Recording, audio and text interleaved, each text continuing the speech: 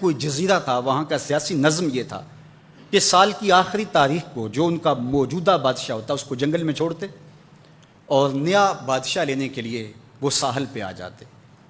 جو پہلا شخص ساحل پہ اترتا اس کو اپنا حکمران مان لیتے۔ جو بھی حکمران بن جاتا وہ خوش ہو جاتا، حالانکہ اس کو بتا دیتے کہ ایک سال کے لیے تجھے منتخب کیا ہے، سال کی آخری تاریخ کو تخت سے اٹھائیں گے، باندھیں گے، جکڑیں گے، اور اسی جزیرے کے دوسرے کنارے ایک جنگل ہے جہاں خاصدار جھاڑیاں اور موذی جانور ہیں، وہاں تجھے پھینک دیں گے۔ وہ بھول جاتا، کہتا دیکھی جائے گی۔ اور سال کی آخری تاریخ جب وہ رسیاں اور زنجیریں لے کے آتے تو وہ پریشان ہو جاتا کہ آنکھ جھپکنے میں سال گزر گیا، پتہ ہی نہیں چلا۔ پھر روتا ہوا چیختا ہوا اس جنگل میں جاتا اور لوگ اس کو چھوڑ کے آ جاتے اور درندوں کا رزق بن جاتا۔ اور جو بھی آتا اس نے کبھی انکار نہیں کیا تھا۔ پہلی بار ایسا ہوا کہ جس شخص کو انہوں نے ہار ڈالے، گارڈ آف آنر دیا، تعظیم تکریم دی، سیلوٹ کیا، اس نے کہا یہ سب کیا ہے؟ کہا کہ آج کے بعد تو ہمارا حکمران ہے۔ کہا میں تو امور سلطنت نہیں جانتا، میں تو تاجر آدمی ہوں، چیزیں بیچنے آیا ہوں۔ کہا کہ ہمارا اصول یہی ہے کہ سال کی پہلی تاریخ کو پہلا شخص جو جزیرے پہ قدم رکھتا ہے وہ ہمارا حکمران ہوتا ہے۔ اس نے کہا میں تو امور سلطنت کو نہیں جانتا، تو یہ کس طرح ذمہ داری قبول کر سکتا ہوں؟ انہوں نے کہا کہ تمہیں کرنا ہوگی، اس کے علاوہ کوئی راستہ نہیں ہے، ہمارا یہ قانون ہے، ضابطہ ہے۔ اور یہ بھی بتا دیں کہ سال کی آخری تاریخ کو تجھے اسی جنگل کے دوسرے کنارے چھوڑائیں گے جہاں موذی جانوروں کا رین بسیرا ہے۔ تو اس نے کہا اگر انجام اتنا دردناک اور خطرناک ہے پھر تو میں بالکل جانے کے لیے تیار نہیں ہوں۔ تو انہوں نے کہا تو چاہے نہ چاہے باندھ کے بھی تخت پہ بٹھانا پڑا تمہیں بٹھائیں گے۔ اس نے کہا اچھا مجھے یہ بتاؤ کہ سال بعد میری بات مانو گے یا نہیں؟ انہوں نے کہا کہ ہاں، قانون میں تو ترمیم نہیں کر پائے گا، لیکن یہ ہوگا کہ تیرے انتظامی حکم ہم ماننے پہ مجبور ہوں گے۔ اس نے کہا ٹھیک ہے، میں تمہارا حکمران بننے کے لیے تیار ہوں۔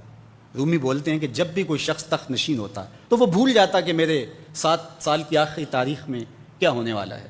وہ عیش و عشرت کرتا اور یوں وقت گزارتا، سال کی آخری تاریخ آنکھ جھپکنے میں آ جاتی۔ لیکن یہ پہلا شخص تھا، تخت نشین ہوتے اس نے پہلا حکم نامہ جاری یہ کیا کہ کمانڈوز بلائے جائیں۔ بلائے گئے، کہا اس جنگل میں چلے جاؤ جہاں تم بادشاہوں کو پھینک کے آتے ہو اور وہاں کے موذی جانور کاٹ ڈالو۔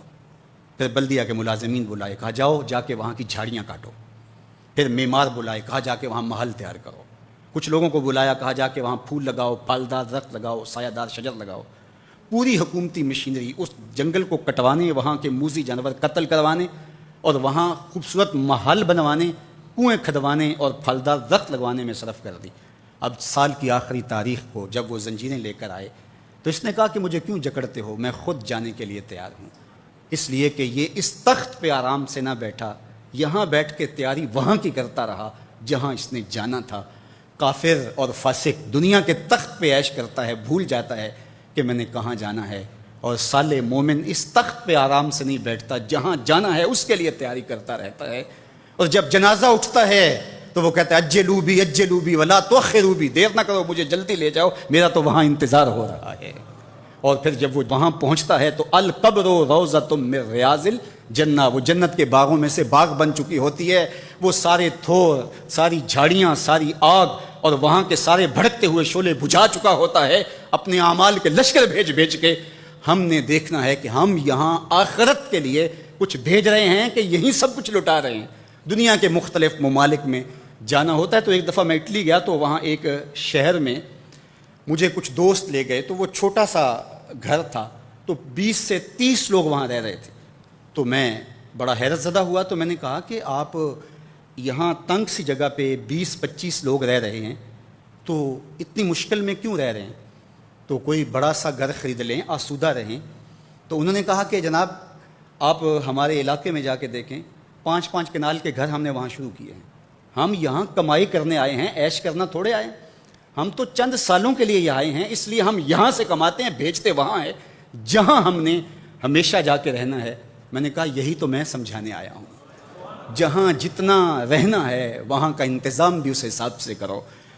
حضور نے فرمایا کن فی الدنیا کانک غریب او عابر السبیل، دنیا میں ایسے رہو جس طرح مسافر اجنبی رہتا ہے۔ دنیا پر جینا لگا کے بیٹھ جاؤ، چند دن کے لیے آئے ہو، یہ آخرت کی کھیتی ہے، دار العمل ہے، وہ آخر دار الجزا ہے۔ تو قبل اس سے کہ وہ وقت آئے ہاتھ ملتے رہ جائیں، توبہ کا در کھلا ہے، سورج ابھی مغرب سے طلوع نہیں ہوا، اللہ کی رحمتیں برس رہی ہیں، اٹھے ہوئے ہاتھ وہ موڑتا نہیں، خالی نہیں پھیرتا۔ تو اس کی دہلیز، اس کا در، اس کی چوکھٹ نہ چھوڑنا، اور آج غور کرنا کہ ہم کھڑے کہاں ہیں۔